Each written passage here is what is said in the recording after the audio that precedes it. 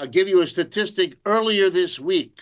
The most important research outfit in the world, Oxfam, located in Britain, keeps track of this, gave their annual report.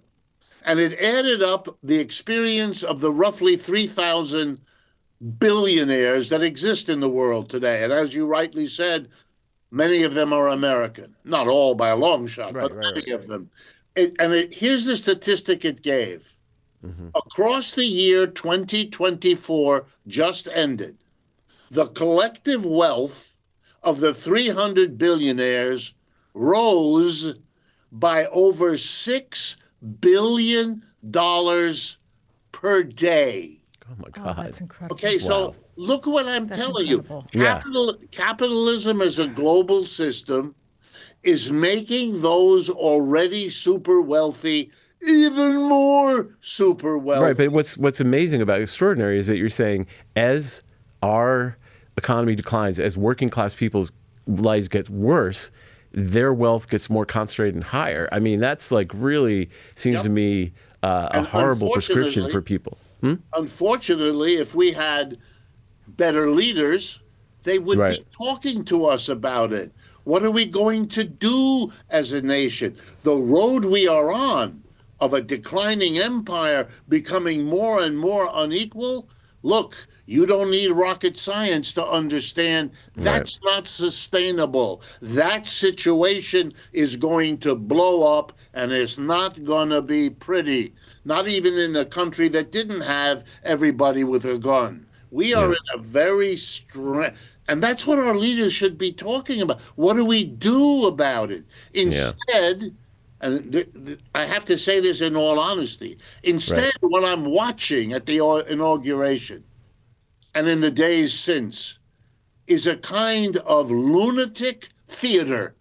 It's a theater in which the lead actor, Mr. Trump, pretends to be the world's tough guy. I'm going to take back the Panama Canal. What?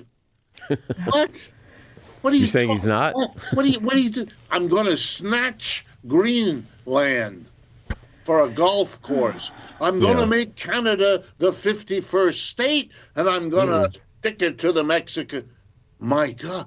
Every one of those issues, whether it's drug traffic or anything else, the war on drugs is at least 65, 70 years old. Every president has announced he's going to fight it, and every Hmm. single president has lost that fight. We are surrounded Absolutely. with Yes. drugs today, every bit as much as when I was 10 years younger, 20 years younger, 30 Hmm. years younger. I'm not Hmm. So true. fooled, and I don't think anyone in America is. The biggest change in drugs is that we, the Sackler family, which just made a settlement, produced enough opioids to kill 700,000 people over the last few Oof. years. We don't Yeah. even Yes. need Mexico. We've got a That's so drug true. problem in which Mexico doesn't figure. And as the new president of Mexico said, and she's quite right, the drug problem is a problem of supply and demand.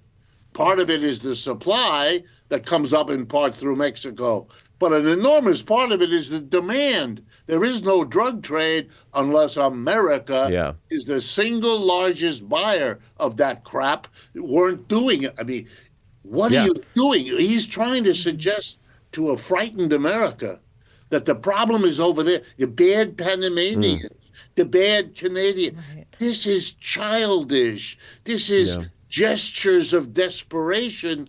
You know, there's an old scene that comes to my mind to explain this. It's in the cowboy movies we all saw when we were Hmm. younger. It's when the sheriff can't prevent the bad guys from riding into town and robbing the bank. Hmm. And there he looks, the useless sheriff didn't stop it. So he says with great bravado, round up the usual suspects. He wants to look like he's Right. tough Yeah. because that's better than looking like the failure he was. That's a really good Mr. point. Trump has been the president before. Let me assure you, during his time as president, inequality in the United States, by all its measures, got worse.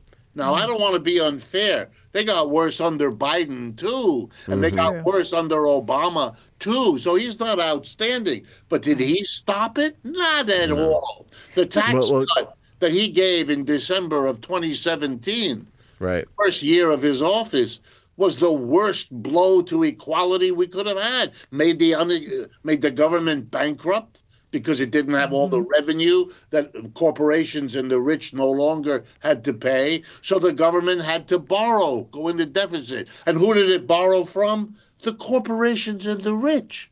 The money they didn't have to pay in taxes, they turned around and lent to the government instead, which means we, the people, are on the hook to repay all that money plus interest because our leader, Mr. Trump, gave them that tax cut. Yeah. But You know, instead Professor, of being shamed, he goes around celebrating it. And we live in a country, and this scares me. This is It's what pretty scares weird. me. It's pretty We live weird. in Kay, a you had a country question? of denial, and that is a very big Yeah. danger we have to face.